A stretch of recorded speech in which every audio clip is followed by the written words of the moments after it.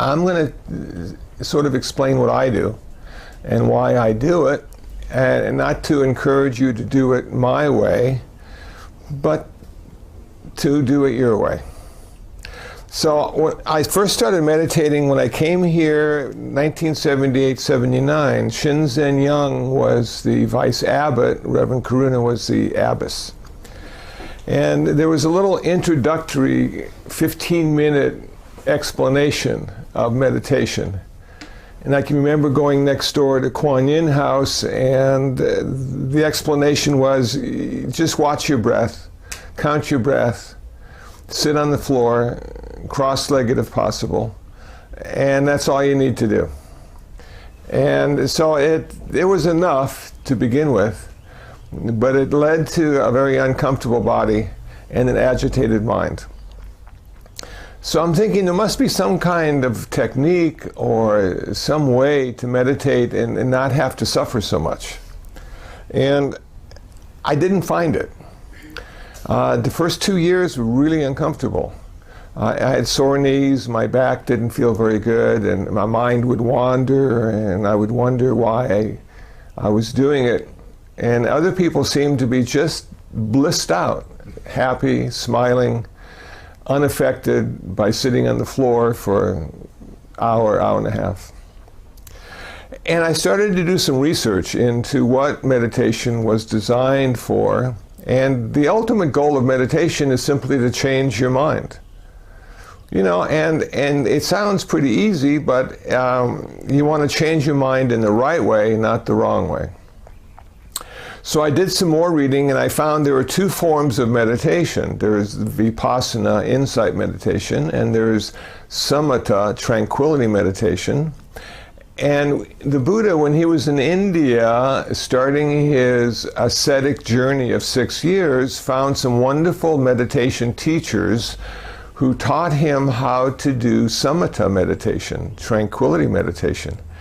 And of course, in all the suttas, the Buddha surpassed all his teachers. He was like the best. And his teachers would ask him, please take over my students. You're better than I am. Take over my students. And he would continue to say, you know, this really isn't what I was looking for. I wanted to find a permanent solution to suffering, and this seems to be a temporary solution to suffering. The kind of meditation I've been taught and the kind of meditation I'm now doing. There must be something else.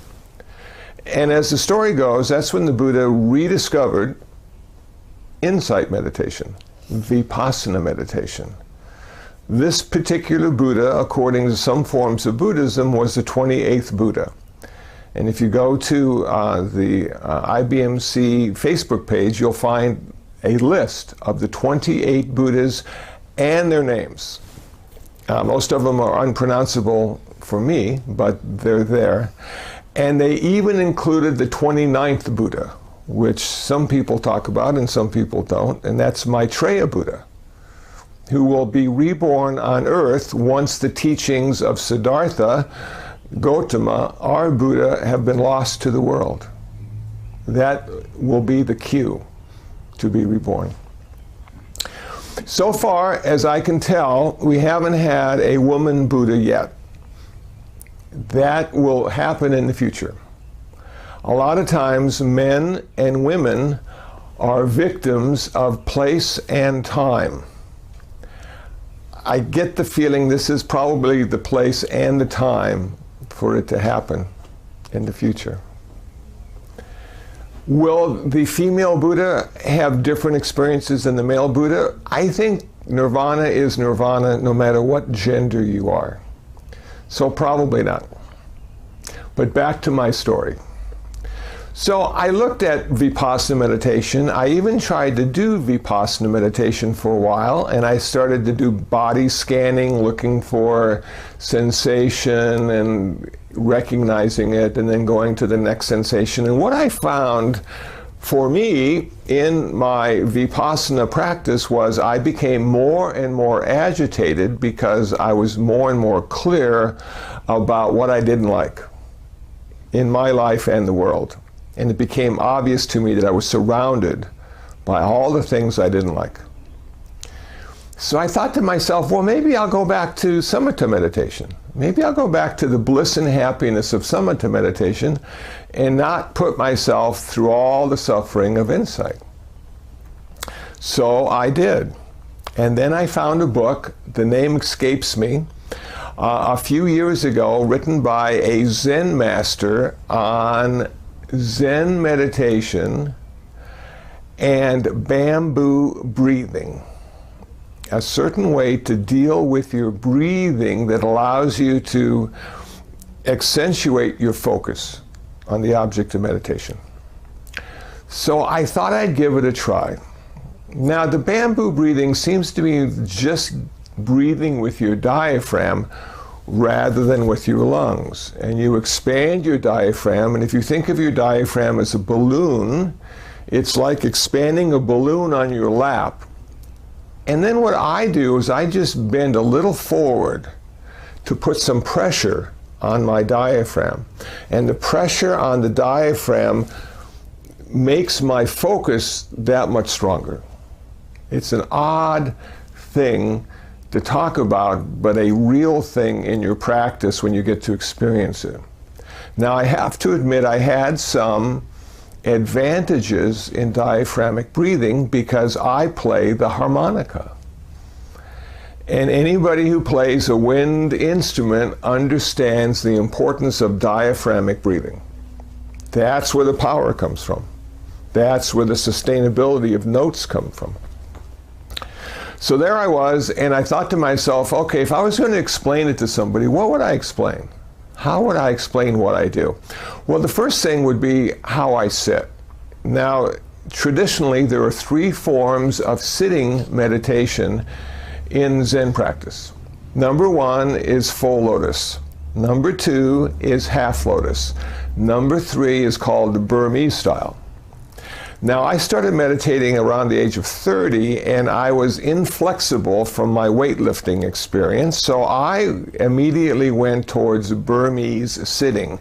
And Burmese sitting is when you have one leg parallel to the other leg in front of you. You're not sitting with your ankles crossed, you're sitting with one leg in front of the other leg. And you can change them, and that gives you a good amount of stability. They say that the full lotus is the most stable because you lock your legs into a triangle. It's very difficult to fall over even if you fall asleep. Half lotus is good if you can't do that, and Burmese is fine because the whole idea is just to find a way to sit as comfortably as possible, but to have it as stable as possible.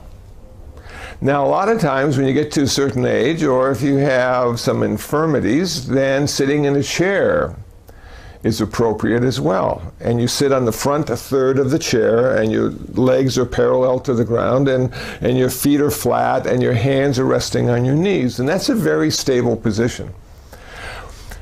Probably the least stable position as far as consciousness is concerned is lying on the ground, because it doesn't take long for meditation to turn into sleep, which is pleasant and rejuvenating, but it sort of misses the point of meditation, which is a highly focused state of mind and a relaxed state of body.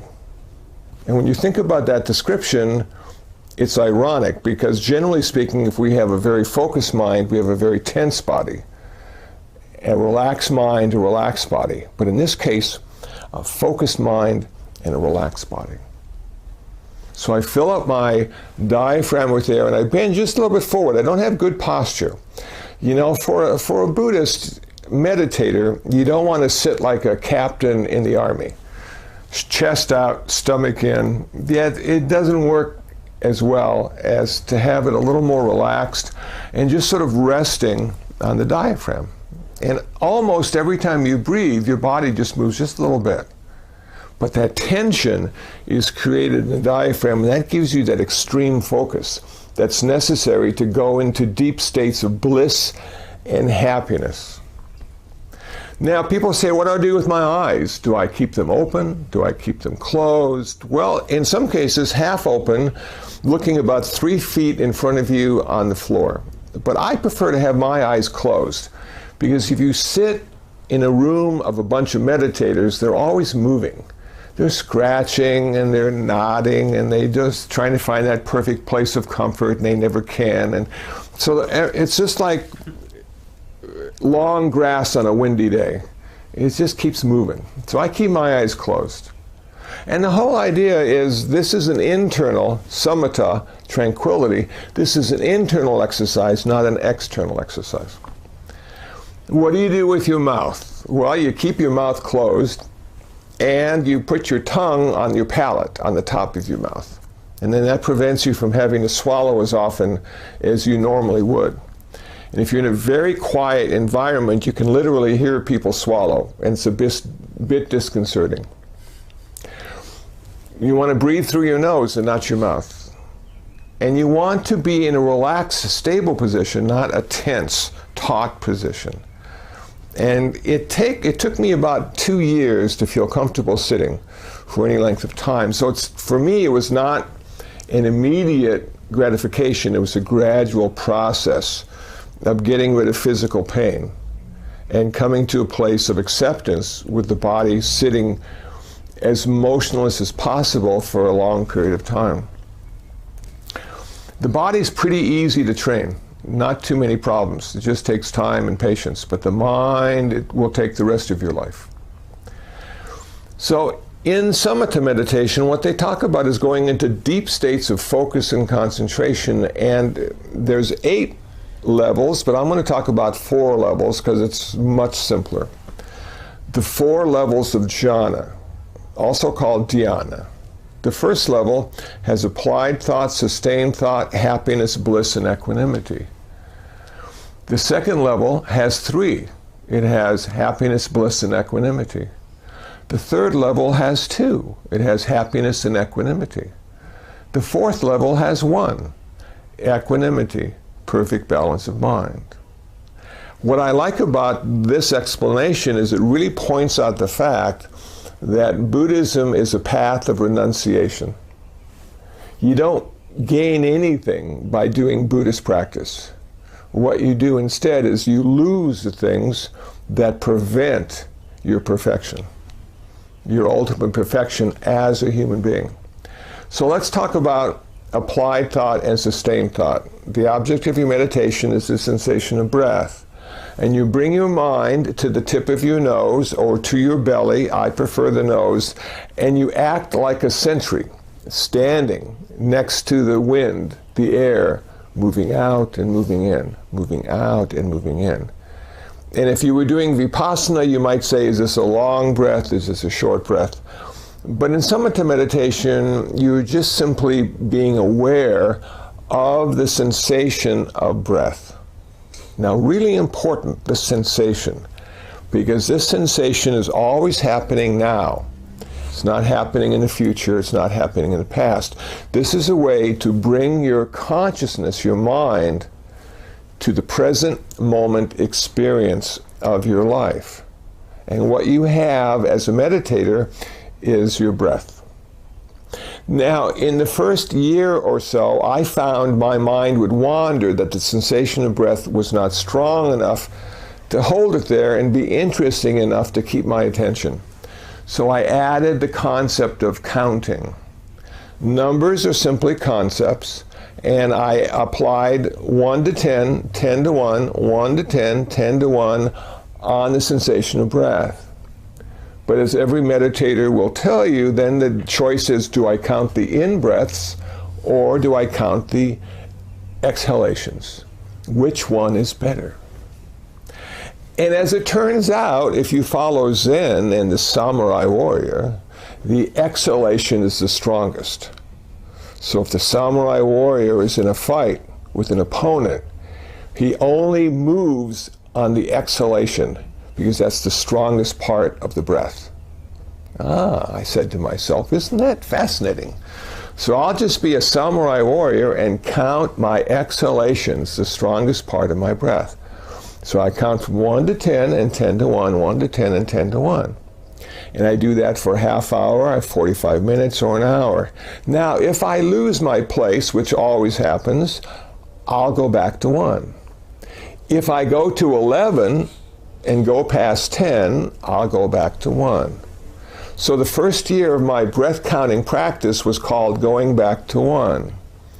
But I got better, and I was able to continue my counting for a whole half hour, sometimes an hour. When I was able to do that, the applied thought and sustained thought now was taken care of. I was able to realize a certain sense of physical pleasure, a certain sense of mental happiness, and the beginning of balance or equanimity. Now the meditator has to choose at some point what to get rid of. If you do it long enough, applied thought and sustained thought automatically occur. You have trained your mind to simply rest on the sensation of breath, with counting and without. And now you have a stronger sensation of physical pleasure, a stronger sensation of happiness, and a little stronger balance or equanimity. So the meditator reflects on pleasure and says it's a wonderful thing. Physical pleasure is just perfect, but it's dualistic. And the other side of physical pleasure is going to be pain. And I'm attached to the pleasure, and I have aversion to the pain, and as a meditator, I find it easier to give up my attachment than my aversion. So I say to myself, I'm going to figure out how to give up my attachment to pleasure. I can't give up pleasure, it happens automatically in the body, but I can give up my attachment to it. So with practice and insight, one is able to give up the pleasure, attachment to the pleasure, and now have two characteristics left, happiness and equanimity. The cool thing about giving up the attachment to pleasure is you have also at the same time given up your aversion to pain. And you'll find as a meditator, pain becomes a constant companion. It's always just below the surface. And what I did in my meditation practice is I transformed my pain into sensation.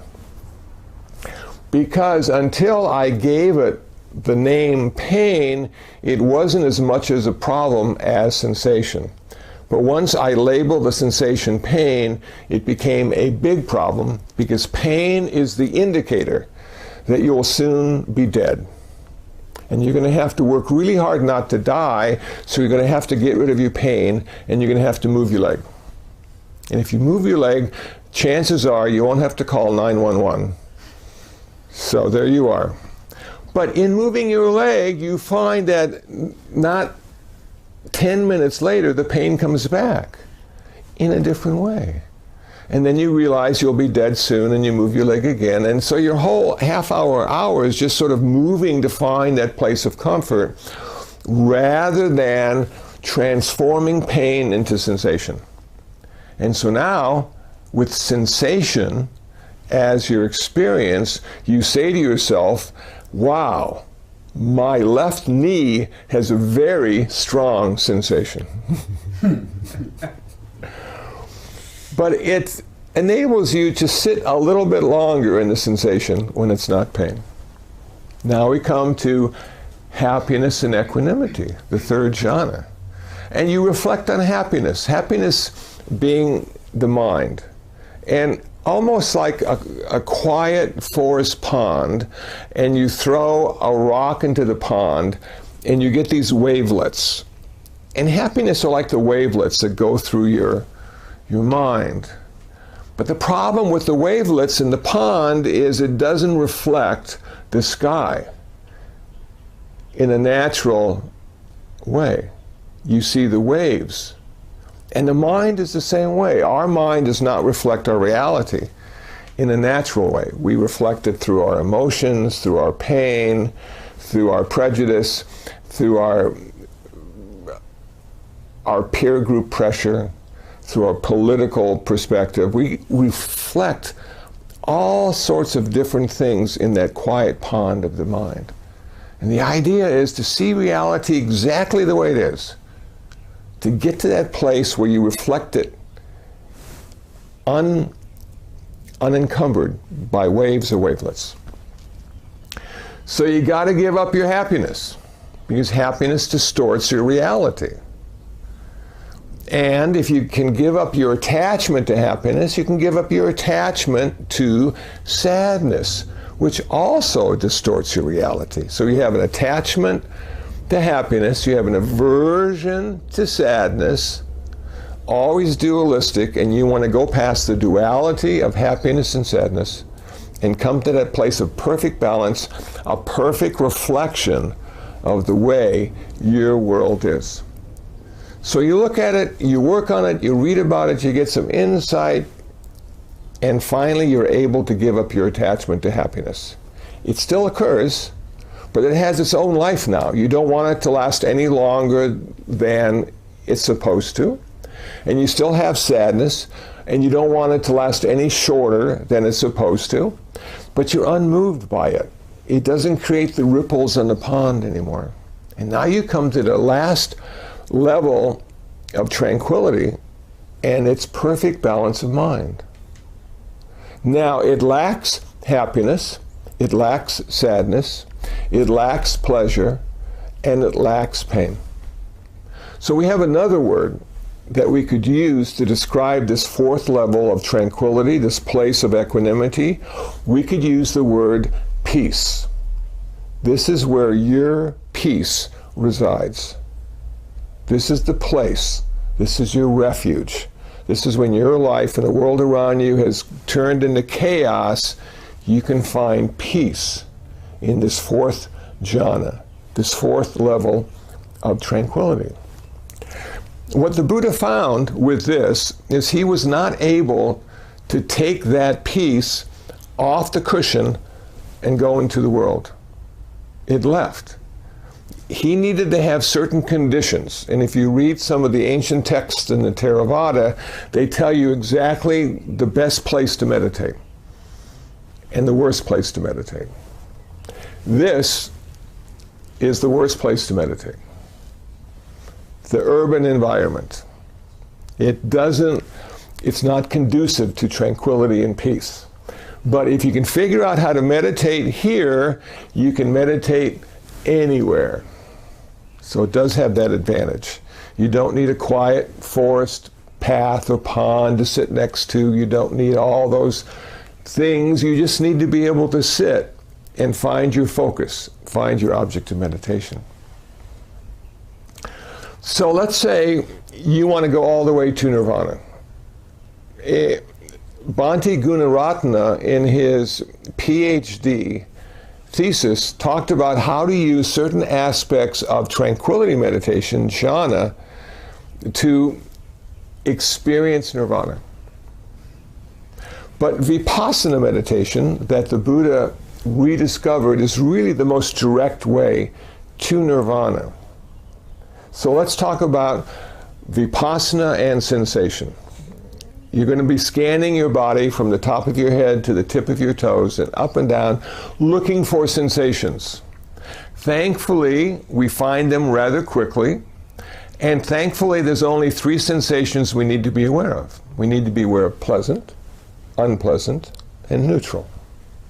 Neutral generally doesn't catch our attention, so now we have pleasant and unpleasant. And you may find the only sensations you're aware of are unpleasant. But that's fine. Those are the strongest ones. And so you might spend a half hour scanning up and down, just noting pleasant, unpleasant, not tearing them apart, not breaking them into the pieces, but just pleasant, unpleasant. After that half hour of scanning, you go into a deep state of reflection, and you try to find the 3 aspects of Buddhist wisdom that will liberate you from your suffering, from this world of samsara. Those 3 aspects of Buddhist wisdom are anicca, dukkha, anatta. So let's talk about the first one. Anicca is impermanence. And you look at all the sensations you became aware of, and you say to yourself, were any of them permanent, unchanging, fixed? And you'd have to say to yourself no, they were all temporary, and they would all vary from intense to barely noticeable and then they come back and be intense again, but none of them stayed the same more than a moment or two. And then you would take that insight and you'd apply it to the world around you, and you would say, is there anything in this world that is not impermanent, that stays the same, that's fixed? And with proper reflection, you would come to the conclusion that everything in the world is always in a constant state of flux and change, and is one of the reasons this world is so uncomfortable to be in, because there are certain aspects of the world that we really like and want to hold on to and don't want them to change, and yet they do. And then there are certain aspects of the world we just really feel uncomfortable with and don't like and wish they would change much faster, and they don't. So you would say, okay, I understand now what the Buddha was saying, that all things are impermanent, and if I attach myself to anything that is impermanent, ultimately I will suffer, because I will be dissatisfied when it changes. Number one. Number two, dukkha. Everything ultimately will be suffering. This is a pretty drastic statement, because you can go to Disneyland and maybe be happy for 8 hours. No suffering there unless you work there. But then you apply this idea of impermanence to your experience in the world, and you say there are many good things in this world, many great relationships I've had, many things I've owned that have given me great pleasure. And in every case, they changed. Oftentimes, they would leave forever. The parents that you once loved will be buried sooner rather than later. Human life, and a good life, is 90 years, maybe less. So all the relationships you have with humans, they will change. They will cause you suffering. It is said that Abraham Lincoln, in one of his talks, and he gave a great talk, at the end had a little tear in his eye, and he sat down next to his wife Mary, and Mary said to Abe, "What's wrong, Abe? That was a great talk, one of your best." And Abraham Lincoln said, "I looked into the audience and I realized 100 years from now everybody would be dead. It made me sad. So as I look into the audience, I realize 100 years from now I'll be with you, and we'll be dead." So it causes us to suffer. And if you like dogs and cats, they live 10 years, maybe 15, and then they go away. And if you like your car, it's only a matter of time until somebody hits it, somebody scratches it, and that brand new car you spent $30,000 for is not as new as it could be any longer. And it brings sadness to our life. We want things to be as they are for as long as they can be, and it's not very long at all. So that second insight, the grasp we have and all the things we own or think we do, becomes lighter and lighter, and pretty soon our hand just opens up and we realize all the things we want to own, we only hold for a few moments until they finally go away. Somebody takes them, they break, we can't find them, or the new model comes out. Keep those hands open, don't cling, don't grasp. Last but not least, anatta, not self. This is a very difficult concept for us in the West, because we like our self. It is important. We go to school for 18 years to have this monster self. Not only do we have a monster self, we impose it on everybody in our life. Our friends, our relatives. We know what to do and how to do it. And we're going to share and force others into our way of looking at things. So you come to this place, well, what is self? And do I really have one? And does it exist for any period of time? And the conclusion I've come to, and the reason I say not self rather than no self, is we definitely have a self. And it is one of the gifts we have been given with human birth. And it allows us to change the world in either a positive way or a negative way. Up to us, our choices. We can read, we can write, we can think, we can separate ourselves from the world around us. We can manipulate the earth and make dams and rivers and have a wonderful utopian community if we so choose. But self, the problem as I understand it, is it only thinks about one thing, itself, and leaves others out in the dark or the rain. So this practice of Buddhism allows us to really look at the self carefully and understand that it is an illusion that has come together because of human birth, mind, and body. It's not what we think it is, but it is there. And a wise man once said, self is a good tool, but a terrible master. So in meditation, we get a chance to see self arise in a variety of ways. And we can see the good and the bad and the indifferent. And we start to understand that we can choose not to be the self if it creates more suffering rather than less. So we can choose to go to the grocery store and not buy that chocolate cake because that creates suffering and a little extra weight. We can choose to get the yogurt instead, which doesn't taste as good, but it's better for you.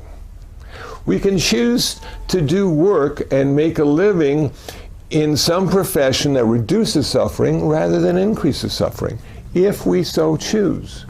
We can choose to make a lot of money but give most of it away to help others, if we so choose.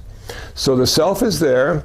It's not our master. Meditation allows you to see it in a much different light and realize you have options in everything you think, say, and do, which is your karma. Having understood not self, suffering, and impermanence, the grip is loosened and eventually not there at all. We realize that we suffer in this world because we are attached to things that are impermanent. We try to avoid suffering as much as possible, and we want to be the best self we can be. Well, if you want to be the best self you can be, it's not there. There's nothing there. You can be the best speech you can be. You can be the best doing you can be. You can be the best thoughts you can be. But generally speaking, you're not going to be the best self you can be because it's an illusion. Meditation takes you to that place. Ultimately, nirvana occurs in vipassana meditation. Some say this lifetime, some say 7 lifetimes, some say 7 millennia. It could be tomorrow, it could be 100 lifetimes from now. We don't know. We can't remember how many lifetimes we have practiced the Dharma. We can't remember how many lifetimes we have meditated. We don't know how close we are. So we continue our practice. And one day, suffering ends. One day, you are no longer able to create karma. One day, you will not be reborn into samsara ever again. You have achieved the goal. You have reached your perfection. You are in nirvana. Very cool. With samatha meditation, the goal is not nirvana, the goal is enlightenment, according to me. So what is enlightenment? Enlightenment is the direct experience of the interconnectedness and interdependence of all phenomena. And you can have a temporary experience, you can have a little longer experience, or you can be that experience. Now, when you have had that direct experience of the interconnectedness and interdependence of all phenomena, in Mahayana Buddhism, we might call that a bodhisattva experience. It doesn't end your suffering. You will still suffer. It doesn't end your rebirths. You will still be reborn. But what it does do is it helps you see the connection you have with everything. What it does do is give you something to do for the rest of your life, which is reduce your suffering and the suffering of others. What it does do is it allows you to see how everything you think, say, and do reflects in the world around you, and either increases suffering or decreases suffering. But it doesn't end your suffering. So, Bodhisattva, enlightenment, Arhat, nirvana. Which one do you want? Thank you.